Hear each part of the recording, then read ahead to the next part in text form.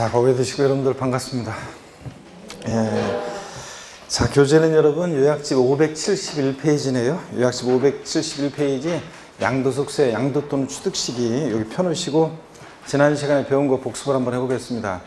여러분, 우리 소득세는 자연인 개인의 소득에 부과하는데 이 개인을 고자와 비고자로 나눠서 납세 의무의 범위를 달리합니다. 그렇죠, 여러분들? 그럴 때 고자다 그러면 우리나라 국내에 주소가 있거나 183일 이상 고소득 개인을 고자라고 한다고 그랬습니다. 그랬죠? 고자 그러면 항상 가수 사이를 돌리면서 고자다 그러면 과세 소득의 범위는 국내 소득뿐만 아니라 모두 국외 소득도 다 과세한다고 그랬습니다. 그 다음에 납세지는 고자일 때는 어디다? 주소지, 주소지관을 세무서를 납세지로 하고요. 자, 근데 주소지 없으면 고소지를 납세지로 합니다. 비고자는 국내에 주소가 없거나 183일 이상 고소 두지 않는 개인을 우리가 비고자라고 하고, 비고자 그러면 항상 바깥에서 마돈나를 돌리면서 과세 소득의 범위는 국내 원천 소득만 납세 의무가 있습니다. 비고자는 그죠? 국외 소득은 납세 의무가 있다 없다? 없고, 또 비고자다 그러면 납세지는 주소 고소지로 갈 수 없으니까 국내 비고자가 사업장에 있으면 사업장 수리해지고, 사업장이 없으면 국내 원천 소득이 발생한 장소를 납세지로 한다고 그랬습니다. 다만요, 국외 소지하는 재산에 대한 양도소득세 납세 의무자는 그냥 고조 안 되고 양도일 연직 계속해서 5년 이상 주소 고소 고조만이 납세 의무가 있다는 것도 좀 추가적으로 알아두시고, 그래서 4년 국내, 3년 주소 고소 등 고조하는 국외재산에 대한 납세 의무가 없습니다. 질문이요. 비고조자가 국외에 소지하는 토지를 양도했을 때 양도소득세 납세 의무가 있다 없다? 비고조자가 국외에 소지하는 토지를 양도한 경우에 양도소득세 납세 의무가 있다 없다? 없죠, 여러분? 마돈나가 미국에 있는 토지 팔았을 때 우리하고 뭔 관계가 있어요, 여러분들? 그래서 국내 원천 소득만, 비고자는 납세 의무 있다. 또 소득세 과세 방식은 종합과세 방식, 분리과세 방식, 분류과세 방식이 있는데, 우리 시험에서 제일 중요한 양도소득은 어떤 과세 방식? 퇴직소득과 양도소득은 분류과세 방식을 택하고 있습니다. 그러니까 자, 양도소득은 종합소득이나 퇴직소득에 대한 과세 표준과 합산해서 계산해요? 구분해서 계산해요? 구분해서 계산한다고 그랬습니다. 그 다음에 우리 부동산 관련 사업소득은 부동산 임대업, 부동산 매매업, 건설업이 있습니다. 그럴 때 부동산 우리가 임대업은 범위 어떤 게 부동산 임대업이냐? 부동산 또는 부동산 상해 권리 대여로 인한 소득입니다. 그죠? 부동산 또는 부동산 상해 권리 대여로 인한 소득인데, 그럴 때 그 부동산에 미등기 부동산 포함해야 제외해요. 미등기 부동산 포함해야 제외해요? 네? 미등기 부동산 포함해서 사업소득입니다. 부동산 임대업. 근데 부동산 상해 권리 대여로 인한 소득도 부동산 임대업 사업소득인데, 부동산 상해 권리에 전세권이라든가 부동산 임차권, 대여소득, 사업소득입니다. 근데 지상권과 지역권은 대여소득, 공익사업과 관련된 것은 뭐고? 기타소득이고, 공익사업과 무관한 것은 사업소득이고, 꼭 구별하라고 했습니다. 그 다음에 자신의 부동산을 타인에게 담보로 제공하게 하고 사용대가 받는 거, 이런 것들도 부동산 임대업 사업소득입니다. 물상보증인이 타인의 채무에 자신의 부동산을 담보로 제공하게 하고 사용대가 받는 거, 이런 것도 보다 임대업 사업소득입니다. 자, 그 다음에 뭐 추가해서 말씀드리면 건물의 옥상이나 측면 같은 거 있잖아요. 이런 거 대여하고 발생한 소득도 사업소득입니다. 뭐 건설업자나 부동산 매매업자가 판매를 목적으로 신축한 건물을 판매 전에 일시적으로 대여하고 있는 소득 있죠? 이런 것도 임대업 사업소득입니다. 자, 그 다음에 여러분, 어떤 경우에 비과세 되느냐? 부동산 임대소득, 논밭의 임대소득 비과세입니다.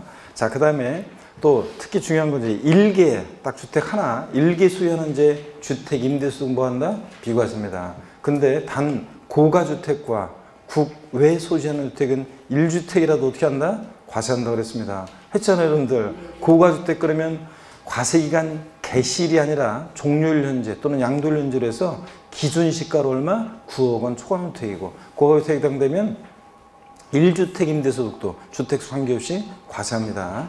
그 다음에 국외에 소지하는 주택도 그렇고요. 그 다음에 여러분요, 일기 소유 현재 주택 임대소득 비과세에서 그 주택수를 계산할 때 다가구 주택은 매 한 가구마다 독립한 1개의 주택으로 계산해요? 아니면 하나의 주택으로 계산해요?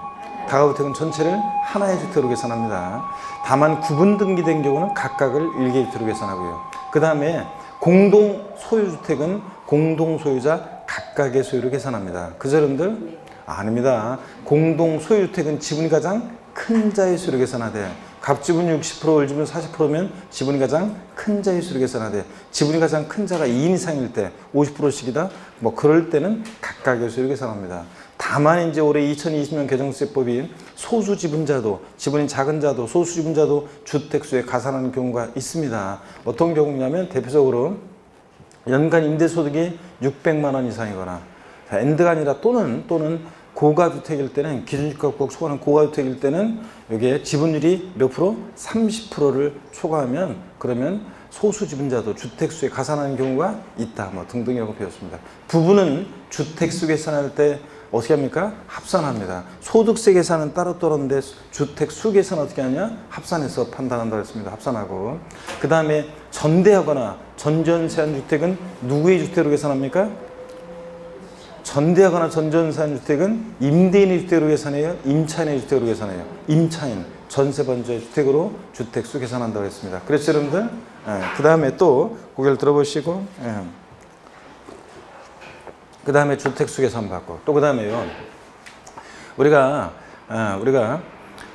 부동산 임대 사업소득 금액은, 부동산 임대 사업소득 금액은 보세요. 우리가 부동산, 요거 우리 했나요? 부동산 임대 요 사업소득 금액은, 사업소득 금액은 있죠? 제가 그냥 요 계산식은, 부동산 임대 사업소득 금액 계산은 식은 여러분이 뭐 외워가지고 계산할 수 있고 막 이런 거 못해도 괜찮다고 그랬습니다. 다만 그 식의 의미는 좀 알고 계시면 좋은데, 임대 사업소득 금액은 총 수익 금액, 제가 자세히는 안 했던 것 같은데 여기 총 수익 금액에서 필요경비라는 걸 빼서 이제 구해요. 그런데 이 총 수익 금액은 또 어떻게 구하느냐 그러면, 이 부동산 임대 소득의 총 수익 금액에서 필요경비 빼서 사업소득 금액 구하는데, 이 총 수익 금액은 이렇게 구해요. 한번 보세요, 여러분들. 총 수익 금액은, 자, 어떤 거냐면 임대료예요. 자, 우리가 임대 소득은 월 임대료가 있죠? 월 임대료. 월 임대료에 대해서 원래 월 임대료를 가지고 우리가 소득세를 계산해요. 근데 임대 사업소득 금액은 월 임대료를 계산하는 건데, 자, 보증금 전세금만 받고 임대했다 그러면 간주임대료라는 걸 계산하는데, 간주임대료라는 것은 뭐냐면, 우리가 보증금을, 전세금을 받아가지고 은행에 넣어놓으면 이자가 발생하죠. 그 이자액 상당액을 우리가 임대료로 간주해요. 그러니까 쉽게 얘기하면, 자, 원래 임대 사업소득 금액은 월임대료로 계산하는데 보증금 전세금만 받았다. 월임대료가 없잖아요. 말하자면 그 월임대료로 환산한 임대료, 이게 이제 간주임대료입니다. 보증금 전세금만 받고 임대했을 때. 또 그 다음에 또 총수익 금액은 여기다가 관리비 수입, 또 그 다음에 뭐 보험 차익 뭐 이런 것들을 합해서 구해요. 이게 이제 총 수익 금액이고, 자, 여기서 필요경비 빼서 부동산 임대 사업소득 금액을 구하는데, 요 간주임대료라는 거예요. 간주임대료. 우리가 소득세는 월 임대료로 받는 그 소득세를 우리가 전제로 소술이 돼 있고, 또 그 다음에 간주임대료, 요거는 예외적으로 돼 있어요. 그래서 우리가 소위 말해서 월세 주택이냐 전세 계약 형태의 주택이냐를 어떻게 구별하느냐, 시험에서 다른 거 없어요. 보증금, 전세금 받고 임대했다. 보증금을 받고 또는 전세금을 받고 임대했다. 그럼 뭐고? 전세주택이고. 그런 말이 없으면 뭐고? 월세주택입니다. 자, 그랬을 때 제가 주택 수에 따라서 월세 계약 형태냐 전세 계약 형태냐에 따라서 우리 과세 여부 했었는데, 그죠? 표내가 한번 적어드린 것 같은데. 자, 그 저를 보세요, 여러분들. 그래서 상가는 한 채든 두 채든, 또 월세계 형태든 전세계 형태의 임대든, 임대 소득에 대해서 상가 임대 소득은 무조건 어떻게 하냐? 과세를 합니다. 그죠? 무조건 과세. 근데 주택 임대 소득은 주택 수에 따라서 전세냐 월세냐에 따라 달라진다고 그랬습니다. 자, 그러면요. 자, 주택 임대 소득인데, 일개 소유하는 자의 주택 임대 소득 뭐 한다? 비과세입니다. 일개 소유하는 자의 주택 임대 비과세인데, 단 고가주택과 국외소주택은 1주택이라도 어떻게 한다? 과세하고. 근데 자, 월세 계약 형태 임대주택은 주택 두 채부터는 무조건 어떻게 하냐? 과세입니다.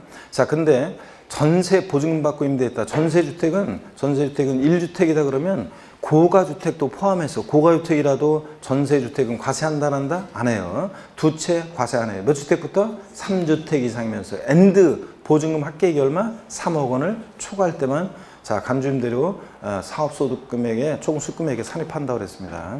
자 그러면 전세주택은 하여튼 3주택 이상이면서 엔드 보증금 합계액이 딱 3억 원이면 과세 안 해요. 3억 원 어떻게 돼? 초과할 때 과세한다. 이런 것들.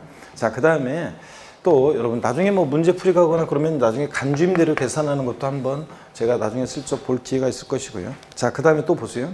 우리 2천만 원 이하 주택임대수익이 이제 2천만 원 이하일 때는 올해부터 이제 작년에 발생한 2019년에 발생한 2천만 원 이하의 주택임대수익은 올해 5월달 이제 5월 말까지 종합소득세 신고해야 되는데 정확히 얘기하면 올해 같으면 6월 1일까지네요. 자 연장해가지고 5월 30일까지 원래는 5월 말까지 종합소득세를 신고해야 되는데 그럴 때 주택임대소득이 자 2천만 원 이하면 분리과세 하는데 그때 분리과세 시 우리가 세액 산출하는 거 산출세 구하는 거 제가 살짝 맛배기로 보여드렸던 것 같은데 그죠 여러분들? 그래서 수익금액에다가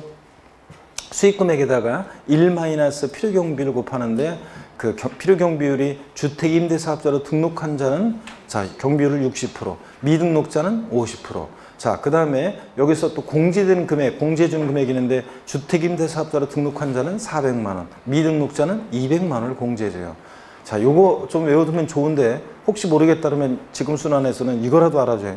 분리과세 시 여기다가 이제 세율을 곱하는데 소득세 세율은 몇 프로다? 14%다. 요건 꼭 아시라고 했습니다. 그리고 다만 여러분 보세요.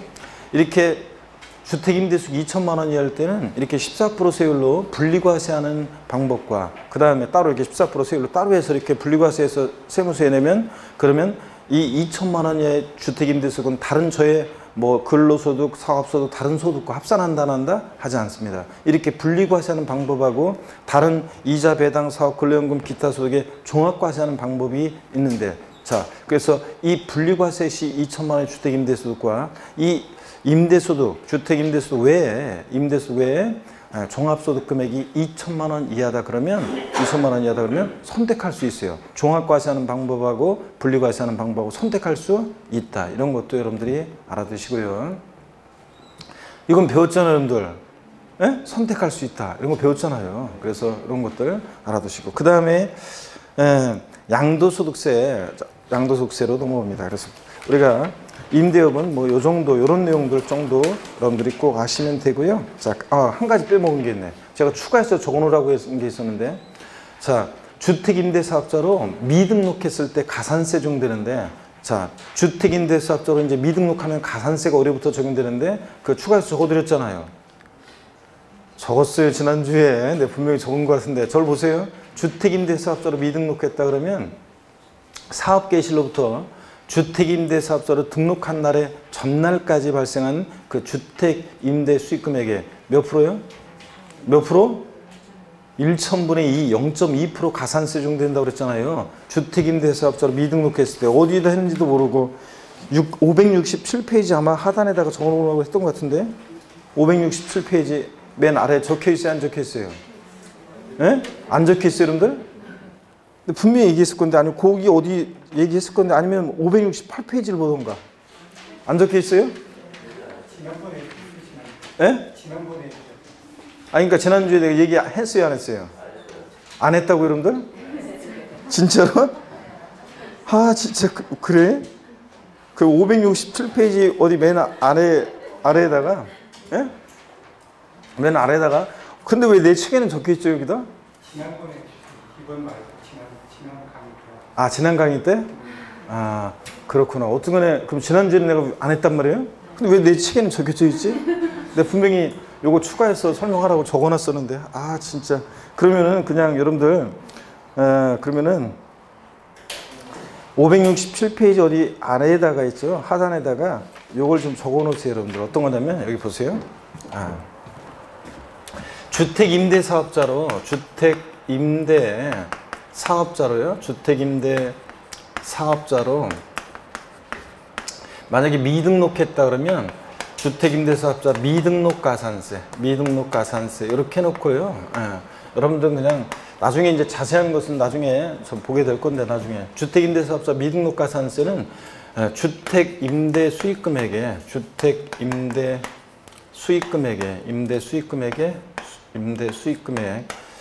요 수익금액에 자 여기다가요 1,000분의 2 0.2% 적용됩니다. 그래서 주택임대사업자로 미등록하면 올해부터는 이제 미등록 가산세가 적용되는데 사업 개시로부터 그 임대사업자로 등록한 날의 그 전날까지 발생한 주택임대 수익금액이 몇 프로요? 0.2%. 1,000분의 2의 가산세가 적용됩니다. 올해부터는. 이렇게 해서 요거 하나 더 추가해서 적어놓습니다. 올해 20년 개정세. 올해 이제 새롭게 시행된 거거든요. 꼭 거기다 적어놓습니다. 어디 공란에다가 적어놓고. 됐죠, 여러분들? 자, 그러면 계속 이어서 보겠습니다. 원래 여러분들 요거 한 권으로 이렇게 다 갖고 다니는 것도 좋은데, 원래는 이렇게 저는 지금 이제 분철이 되는데 스프링을 안 했잖아요. 근데 이걸 사실은 이제 그 어디 뭐 동네 무슨 뭐 문방구나 뭐 그런 데 있잖아요. 복사가게나 뭐 그런 데 문방구나 그런 데서 복사가게에서 스프링 같은 거로 해서 이렇게 그러면 앞에 표지도 막 그런 데서 해주는 것 같은데, 보니까 수강생들 이렇게 앞에 표지도 그 비닐 같은 거로 표지도 해가지고 스프링을 해줘요. 그래서 스프링해서 분철해가지고 스프링하면 그 사람들이 하면은 요거 자르는 것도 아마 그 무슨 뭘 자르는 게 있을 거예요. 복사 같은 데 가면. 그래서 딱 제대로 잘라가지고 딱 스프링해 주거든요. 그런 거로 해서 이렇게. 아니 이거 한꺼번에 다 갖고 다니려면 너무 무겁잖아요, 여러분들. 그러니까 또 공부할 때도 또 볼 때도 편하게. 그래서 이렇게 분철해서 스프링해 갖고 다니면 좋습니다, 여러분들. 자, 그러면 물론 안 해도 상관없고, 여러분들이 보니까 수강생들 그렇게 해갖고 다니는 다른들이 이렇게 통합본으로 이게 돼 있는 그런 곳들을 보면 이렇게 이제 그렇게 해갖고 갖고 다니는데, 이렇게 보니까 보기 편하겠더라고요, 보니까. 그렇게 하시면 좋습니다. 자, 여러분 이어서 봅니다. 그래서 이렇게 해서 요거까지 우리 부동산 임대업 이렇게 설명드렸어요. 범위, 비과세, 전세주택, 분리과세에 관한 것까지 말씀드렸고, 그 다음에 저를 봅니다. 계속 고개를 들어봅니다. 지난 시간에 배운 거 복습해보면 우리 양도소득세 또요 들어와서, 양도소득세는 하여튼 뭐 양도자별로 인세니까 이제 합산해서 과세합니다. 양도세는 1월 1일부터 12월 31일까지 발생한 양도소득을 전부 다 어떻게 한다? 합산해서 과세하고, 양도소득은 분리과세하니까 종합소득이나 퇴직소득과 별도로 어떻게 한다? 구분해서 과세하고, 이런 것들.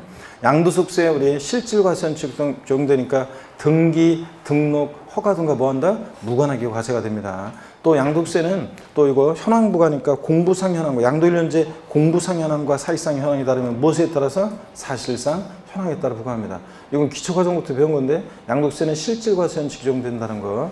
자, 이런 것들을 기억하고, 그 다음에 또 양도세 과세 대상이에요. 토지, 건물, 부동산에 관한 권리, 기타 자산, 또 이축권, 또 주식 출자 지분, 파생상품 등이 양도세 대상인데, 자, 토지, 건물 당연하고, 부동산에 관한 권리에서 부동산 이용에 관한 권리로서 저를 보세요. 미등기 지상권 대상입니까? 미등기 전세권 대상입니까? 예, 지상권, 전세권은 등기와 무관하게 대상이 된다고 그랬습니다. 부동산 임차권은 채권이라 반드시 보면 등기된 것만 대상이고, 등기되지 않은 부동산 임차권은 대상이 아니고, 또 그 다음에 또 용익물권 중에서 지역권은 대상이다 아니다? 아니라고 그랬습니다. 또 점포임차권, 상가임차인의 지위로서의 점포임차권 같은 권리금 받고 시설을 다른 임차인한테 넘길 때 이런 것들은 대상이 아니라고 그랬습니다. 기타 소득세 대상이고. 자, 그 다음에 또 부동산을 취득할 수 있는 권리 그래가지고요. 건물이 완성되는 때 건물과 이에 딸린 토지를 취득할 수 있는 권리. 그래서 그 예도 알아두라고 그랬어요. 건물이 완성되는 때 건물과 이에 딸린 토지를 취득할 수 있는 권리. 어떤 거예요? 아파트 당첨권, 분양권, 조합원 입주권 이런 것도 대상이 됩니다. 토지 상환채권이나 주택 상환 사채 같은 이런 것들, 상환이란 말들은 채권은 나중에 주택으로 토지를 바꿔주니까 대상이 됩니다.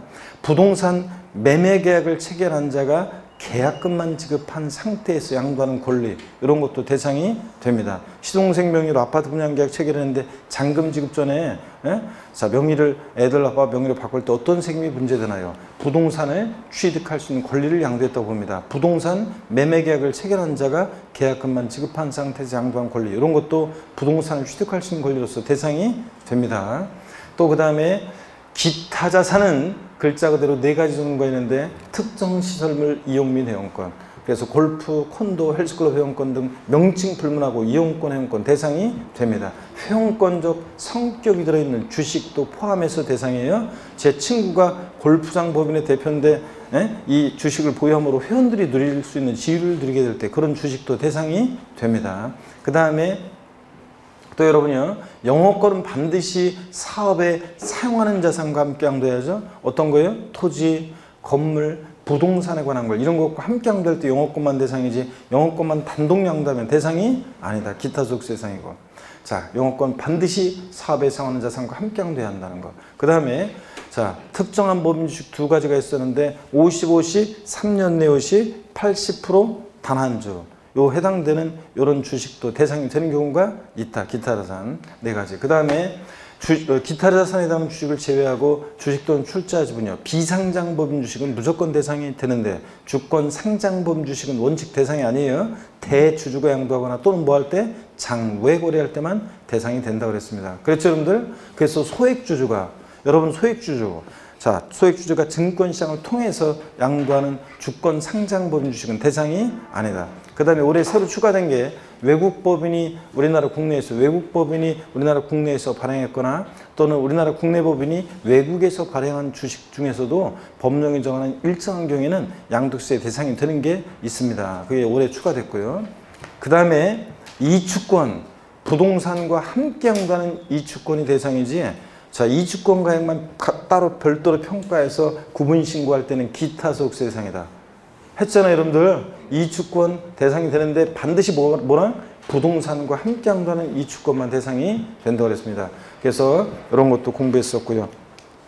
따로 이주권 가액만 별도로 평가해서 양도하면 대상이 아니다. 이런 거 했습니다. 고개를 드시고 그 다음에요. 파생상품은 뭐 그냥 대상이라는 것만 아시면 되는 거고요. 자, 그 다음에 고개를 드시고 양도소득세 양도가 뭐냐 물어보면 여러분 한마디로 양도소득세 양도는 뭐다? 사실상 유상 이전이다. 사실상 이전만 하면 되고요. 등기 등록과 무관하고 자, 사실상 이전만 하면 양도를 보고 사실상 이전해야지 형식적 이전은 양도가 있는데 그 대표적인 양도 담보 목적으로 저는 양도에 해당하지 않는다고 했습니다. 반드시 사실상 대가를 받고 자, 이전해야 되고 또 유상이전, 즉 대가를 받고 이전해야 되는데 무상이전은 양도가 아니다. 그래서 양도세 양도가 뭐라고 대답하십니까, 여러분? 사실상 유상 이전이다. 이런 거 했습니다. 그 다음에 양도에 해당하는 유형과 해당하지 양도하지 않는 유형이 있는데 매매, 이전한다 측면에서 봤을 때 매도, 그 다음에 교환, 법인의 현물 출자 다 양도에 해당하죠. 대물변제 양도에 해당하는데 금전적 채무가 대물변제는 제가 따로 정리해 드렸어요. 판례 통칙 내용으로서. 대물변제 금전적 채무에 가름해서 대상 물건 이전하거나 자, 손해배상 위자료 지급에 가름해서 이전하거나 이혼할 때 이혼의 위자료 지급에 가름해서 이전하거나 채무를 면한 대가를 받고 이전하니까 양도에 해당하죠. 조세 물납도 양도에 해당한다고 그랬죠. 조세 채무를 면한 대가를 받고 지자체 부동산 이전하니까 조세 물납도 양도에 해당하고 자, 그 다음에 이런 것들 대물변제 양도에 해당하고 부담보증에 양도에 해당하죠. 증여자 갑이 수증자 을한테 5억 상당 토지를 증여하는데 거기에 3억 원의 저당권이 설정돼 있을 때 부담 있는 증여를 했을 때 5억짜리 주택인데 거기에 3억 원의 전세권이 설정돼 있다. 이런 부담 있는 증여했을 때 수증자가 알았어 내가 알아서 갚을게 그랬을 때 채무를 인수하기로 했을 때 증여자 수증자 내들 세금관계를 말해보라. 증여자한테는 채무 인수액 상당액 부분에 대해서 뭐가? 양도소득세 납부할 뭐가 있고 수증자는 전체 증여받은 재산가액에서 갚아야 하는 돈 5억에서 3억 뺀 나머지 채무인수액 이외 재산은 뭐로? 증여세 무상으로 취득한 거니까 증여세부가 증여세 납부할 뭐가 있다 이런 거였습니다. 취득세는 채무인수액 상당의 부분에 대해서 취득세는 유상취득으로 보고 채무인수액 이외 재산은 공짜로 받았으니까 뭐로? 무상취득으로 본다. 취득세 내용까지 한꺼번에 설명드렸잖아요. 자, 그 다음에 또 수용, 강제적으로 매매 이루어져도 수용도 양도에 해당합니다. 수용도. 그 다음에 수용도 양도에 해당하고 보상금 받고 이전하니까 이런 것들. 공매나 경매도 양도에 해당한다고 그랬고 공매 등 경락 대금 받고 이전하니까 이런 것들이요. 자, 그럼 또 봅니다. 양도에 해당하지 않는 경우 봅니다. 무상이전 양도에 해당하지 않고 그죠? 무상이전. 그 다음에 환지처분으로 지목 지번 변경되거나 보류주로 충당되는 경우에 정책적 목적으로 양도에 해당하지 않는다고 그랬습니다. 그 다음에 또 지적경계선 삐뚤삐뚤해서 지적경계선 변경을 위한 토지교환 양도에 해당하지 않습니다. 그 다음에 여러분요 지분의 변경 없는 공유물의 단순 분할은 양도에 해당하지 않습니다. 단 지분이 변동하는 공유물 분할의 경우에 지분 감소로 변동될 때 대가 받고 이전하면 양도에 해당합니다. 지분의 변경 없는 단순 분할은 자기 거 자기가 찾아간 거니까 양도에 해당하지 않는데 지분이 변동하는 공유물 분할의 경우에 지분 감소로 변동될 때 공유지분권 10%를 대가를 받고 이전하면 양도에 해당합니다. 예? 여러분 양도 담보 목적으로 이전은 양도에 해당하지 않습니다. 단 양도 담보된 자산이 채무 불이행 등의 사유로 변제, 충당, 매각할 때는 완전히 양도에 해당한다. 여러분. 그 다음에 소유권 환원, 신탁 들어있으면 양도에 해당하지 않는다고 그랬습니다. 무효 판결로 인한 소유권 환원 돌려주는 거죠. 잘못한 거. 또 신탁으로 인한 이전, 명의신탁 포함해서 신탁 해지로 인한 이전 이런 것들 신탁, 지문의 환원 들어있으면 양도에 해당하지 않습니다. 여러분들 이런 것들을 지난 시간에 공부했습니다. 우리가 네? 자, 그 골라낼 수 있어야 되고 고개를 듭니다. 여러분들 요약집 571페이지 펴놓으시고 스트레칭 한번 하고 본격적으로 보겠습니다. 목 운동부터 합니다. 여러분들 네. 자, 하여튼 그렇습니다. 여러분들 잘 챙기시고 여하튼 조금만 주의하시면 돼요. 571페이지 보겠습니다. 제1절 양도 또는 취득 시기예요. 어느 때를 양도 시기로 보고 취득 시기로 보느냐. 이 제2절에 여러분들이 별표실 또 큼지막하게 세개를 합니다. 제2절에.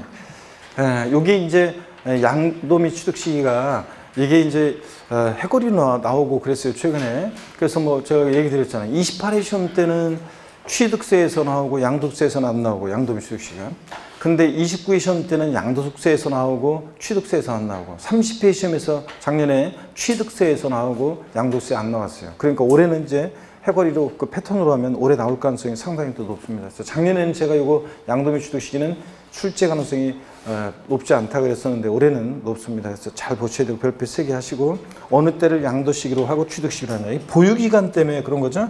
우리가 양도소득세는 몇 년 보유하고 파느냐에 따라서 세금이 달라지는데 그 당해자산 취득일로부터 양도일까지로 해가지고 보유기간 판정하잖아요. 자, 그래서 몇 년 보유했느냐에 따라서 양도소득세는 세금이 확 달라지기 때문에 그래서 어느 때를 취득시기로 하고 양도시기로 하느냐 이걸 봅니다. 먼저 일반적 거래를 보세요. 매매 같은 일반적 거래는 원칙 언제라고요? 대금 총산일이에요.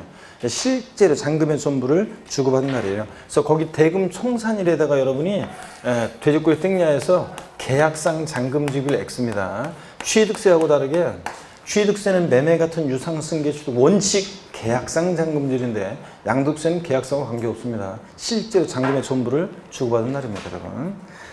대금 총산일이고요. 그 다음에 예외적으로 보니까 자 등기 접수해야 되는 경우가 있죠. 대금 청산일이 불분명하거나 다 체크입니다. 대금 청산이 불분명하다. 그럼 언제래요? 등기 접수예요. 주식 같으면 명의개설인데 하여튼 등기등록 접수일. 우리 부동산 세법이니까 등기 접수를 기억하시고 대금 청산 전에 소유권 이전 등기했다. 그럼 언제고요? 등기 접수일. 그래서 원칙 대금 청산일. 불분명해 등기 접수일. 대금 청산일 전에 등기했다. 그럼 언제고요? 등기 접수일이고 요겁니다. 여러분들. 자, 근데 이걸 자꾸 헷갈려하는 분들이 있는데 이 대금 청산일 우리가 사례 기초과정에서도 사례 좀 한번 했었는데 여러분요. 이 양도시기 취득시기가 예를 들어서 여러분요. 만약에 갑과 을이 부동산 거래하는데 매매하는데 대금 청산일이 만약에 뭐 계약일이 이렇게 계약일이 2020년 만약에 3월 2일이고 계약서상의 잔금지급일이 잔금지급일이 예를 들어서 뭐 2020년 4월 뭐 10일이고 실제 계약상 잔금지급일이에요. 그 다음에 실제 그 대금이 청산된 날이 2020년 만약에 4월 만약에 20일이다. 그러면 여러분요 뭐 등기 접수일이 예를 들어서 등기 접수일이 뭐 2020년 5월 만약에 25일이고요. 그럼 이런 거 쓰는데 이거 보세요. 그러면 을 입장에서 양도소득세상의 취득시기가 언제냐 그러면 취득시기 언제입니까? 양도소득세상의 취득시기는 언제예요? 네? 이 사례에서 언제냐고요 여러분? 언제예요? 대금 청산일이잖아. 대금 청산일 4월 20일이고 근데 갑 입장에서 양도시기는 언제입니까? 양도한 날 언제냐고요? 갑 입장에서 양도시기. 갑 입장에서 양도한 날은 언제입니까, 여러분? 예? 뭐 언제 대금청산일이라니까 여러분들. 대금청산일 4월 20일. 그래서 이 대금청산일 4월 20일 날 있잖아요. 요날 갑 입장에서는 이날 판날이고 을 입장에서 이날이 뭐한 날이고 산날이고. 그래서 이게 원칙적으로는 양도일과 취득일이 누구 입장에서 보느냐에 따라서 이게 양도자는 이날이 판날이고 을 입장에서 이날이 보고 산날이고 같습니다, 여러분들. 그 다음에 만약에 대금 청산일은 4월 10일인데 등기 접수일이 예를 들어서 이번에는 3월 25일이다. 그러면 양도매 취득시 언제냐? 취득시 언제입니까? 원칙 대금 청산일인데 등기 접수일이 빠르니까 언제예요? 등기 접수일이고 3월 25일이고. 자, 양도 시기도 당연히 언제고? 예? 대금 청산일인데 등기 접수일이 빠르면 언제고? 등기 접수일이고. 이런 거라고 했습니다, 여러분들. 그래서 양도일과 취득 시기는 원칙적으로는 매매 같은 이런 경우에는 누구 입장에서 보느냐에 따라서 이게 양도일이고, 파는 사람 입장에서는 양도일이고, 사는 사람 입장에서는 이날이 뭐고? 취득일이고 그렇습니다. 자, 그 다음에 기타의 경우를 보니까 장기할부 조건 매매요. 자, 2회 이상의 기간에 걸쳐서 할부금을 지급하는 방식으로 거래한다. 장기할부 조건 매매 같으면 소유권 이전 등기 접수일하고요. 인도일하고 사용수익을 비교해서 중빠른 날이에요. 그러니까 원칙은 등기 접수일인데 그 전에 인도받거나 사용수익을 시작하면 그날입니다. 여러분, 양도소득세는요, 사용수익에 대한 것을 세금으로 귀속시키는 조세예요. 양도소득세는 보세요. 사용수익에 대한 걸 세금으로 귀속시키는 조세인데 보세요. 어떤 자산을 취득해서 양도하기까지, 양도소득세는 사용수익이에요. 이 자산을 사용하고 수익한 것에 대한 사용수익에 대한 세금 귀속 부분을 보유기간 동안에 차곡차곡 쌓아놓습니다. 그래서 보유기간 동안 차곡차곡 쌓아놨다가 이번에 일시적 우발적 양도소득에 일시에 실현시킨 조세, 이게 뭐라고요? 양도소득세입니다. 그래서 양도소득세는 자, 어떤 자산을 취득해서 양도하기까지 사용수익에 대한 걸 세금으로 귀속시킨 조세인데 보세요. 원칙은 장기할부 조건 매매는 등기 접수일인데 그 전에 인도받거나 사용수익을 시작하면 그때부터 세금으로 귀속시켜야 되니까 중빠른 날입니다. 자, 여러분, 그래서 그럼 시험에서는 각 할부금을 지급하는 때다. 2회 이상의 기간에 걸쳐 할부금을 지급하는 방식으로 매매할 때 첫 해 할부금 지급이다. 마지막 할부금 지급이다. 막 바꿔야 아니고 중빠른 날입니다. 등기 접수일하고 인도사용수익 위해서 이제 장기할부 조건 매매 나왔다 그러면 어떻게 기억하냐? 중빠른 날 이렇게 아셨죠? 중빠른 날 이렇게 기억합니다. 그 다음에 기타의 경우 자가건설 건축물의 경우 봅니다. 건물을 지어서 갖고 있다 팔아요. 어느 때를 취득시할 것이냐? 허가받은 건축물은 원칙 언제냐? 사용승인서 교부일이에요. 사용승인서 교부일. 취득세에서도 건축물 건축 또는 개소로 취득했을 때 취득세에서 사용승인서 내주는 날이었어요. 사용승인서 내주는 날이나 사용승인서 교부일이나 내주는 거나 교부하는 거나 같은 날이죠. 예. 하여튼 취득세에서도 사용승인서 내주는 날, 양도세는 사용승인서 교부일 같은 날입니다. 근데 사용승인서 교부일 전에 사실상 사용을 하거나 임시 사용승인을 받으면 그날이니까 중빠른 날 비교해서. 무허가 건축물, 지가 건물 지어놓고 이런 허가 절차 없으니까 사실상 사용일입니다. 29회 시험 때 시험에서 어떻게 받고 나왔냐? 양도매 취득식이 틀린 거 고르는 문제에서 수용의 경우 땡땡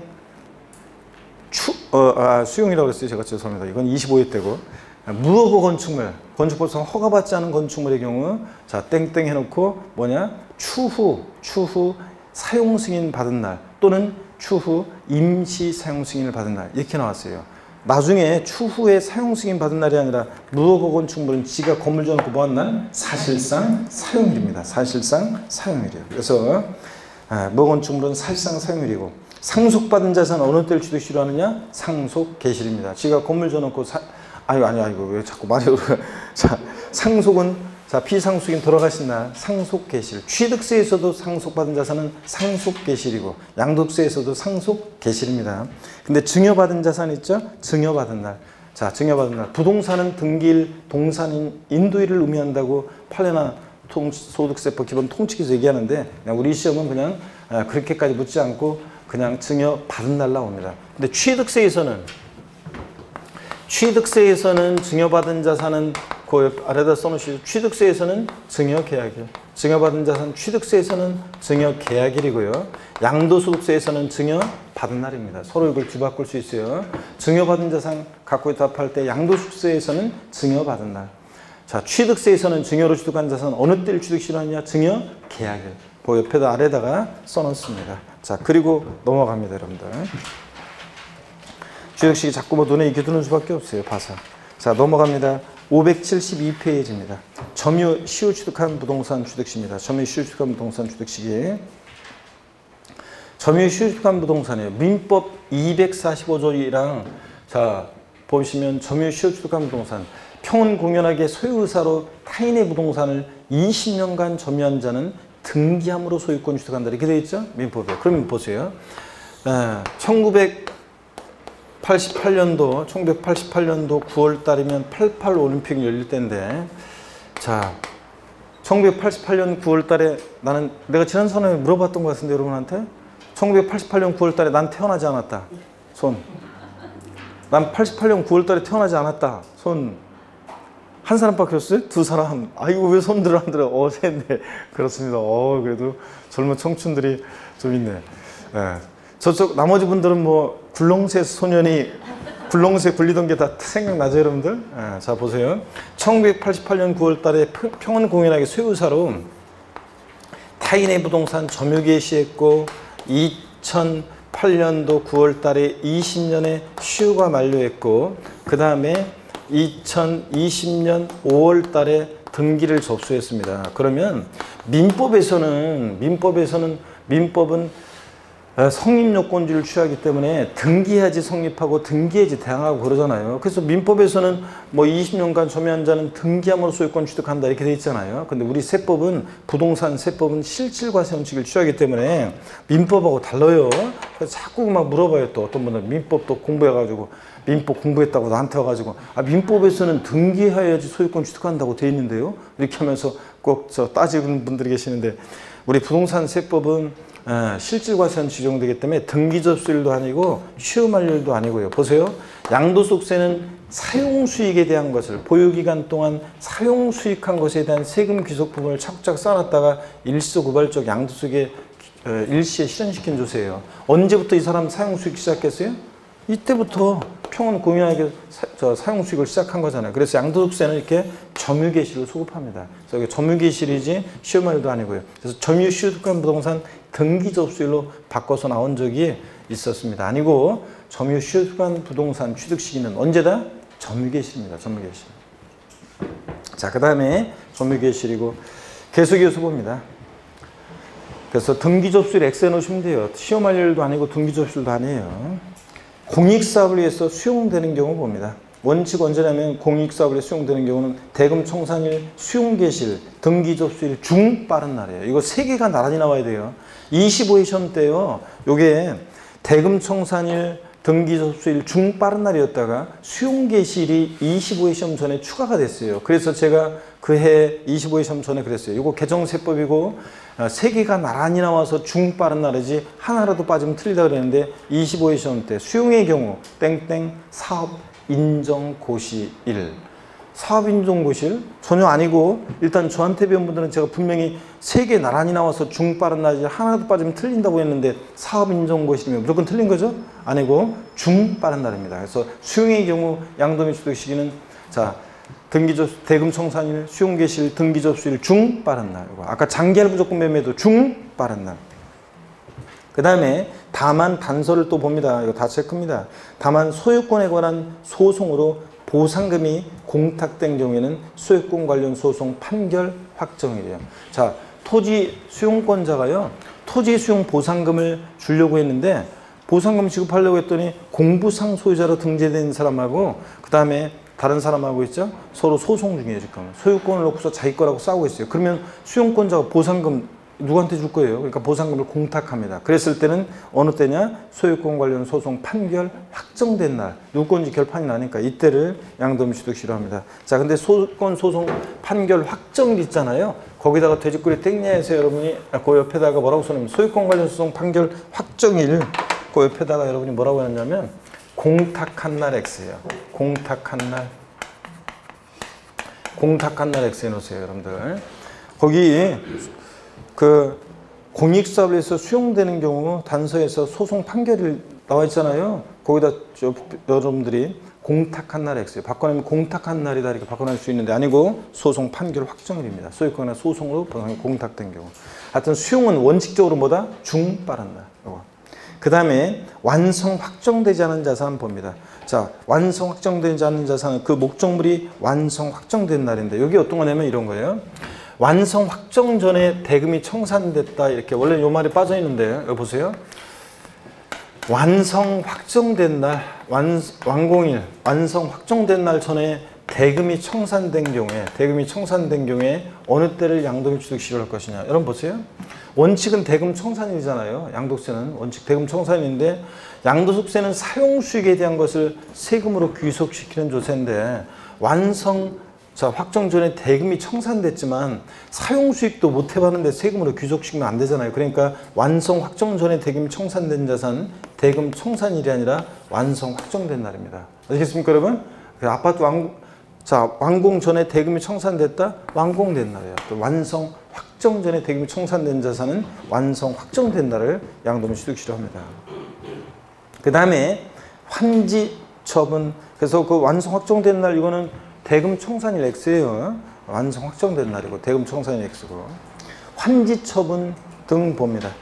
자, 환지 처분으로 취득한 토지의 취득 시기는요. 환지 전 토지 수익이에요. 근데 환지 처분으로 권리 면적의 증가 감소가 있는 경우에는 그 환지 처분으로 새로 받은 거니까 환지 처분 공고일의 다음 날입니다. 요거는 어떤 거냐면 자, 이런 거라고 그랬어요. 금덕기, 은덕기, 쇠덕기 얘기도 해드리고 그랬는데 자, 한번 저를 보세요, 여러분들.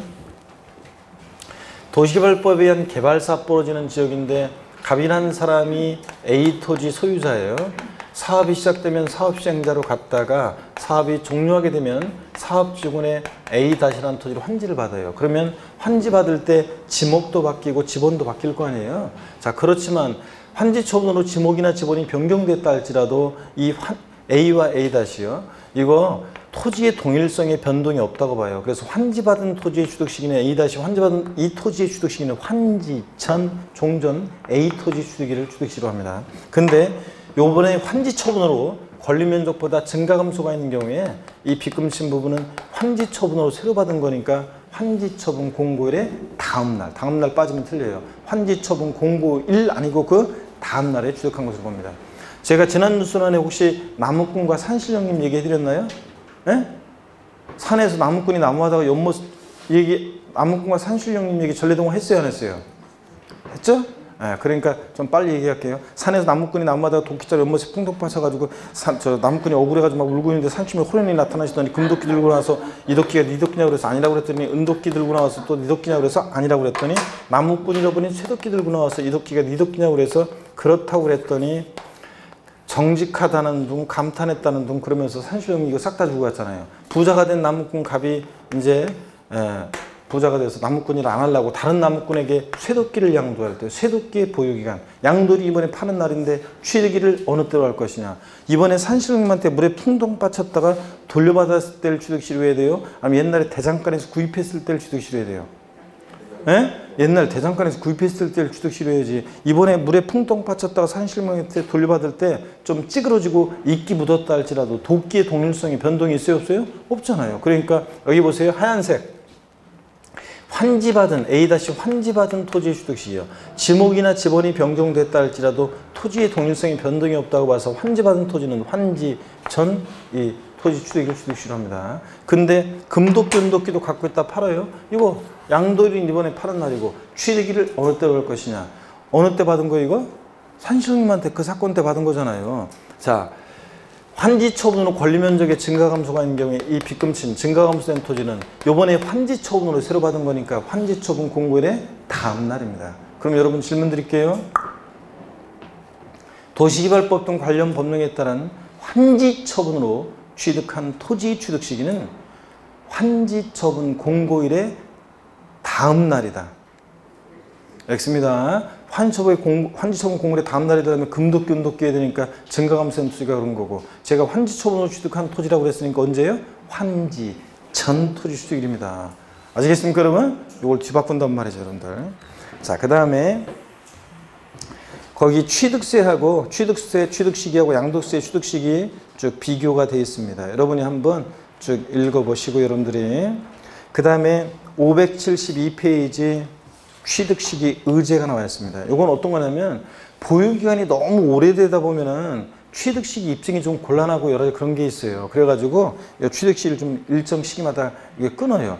너무 보유기간이 오래되면 입증 서류도 하나도 없어지고 취득시기 입증 서류도 그 다음에 또 명목소득만 너무 커지는 문제점이 생기기 때문에 일정 시기마다 취득시기를 끊어요. 그랬을 때 한번 볼게요. 거기 572페이지 맨 아래 토지 건물 부동산에 관한 걸 기타 예산 있잖아요.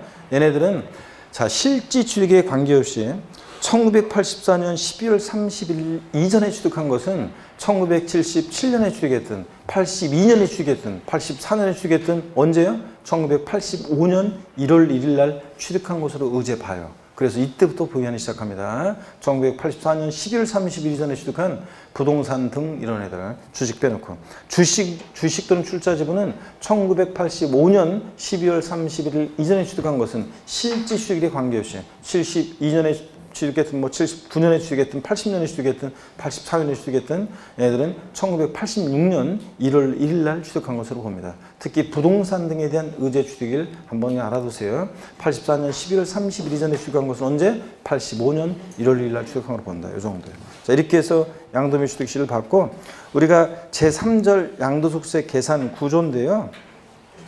이 계산 구조인데 계산 구조 제3절 잠시 쉬었다가요. 우리가 또 이어서 보도록 하겠습니다. 잠깐 쉬겠습니다. 여러분들.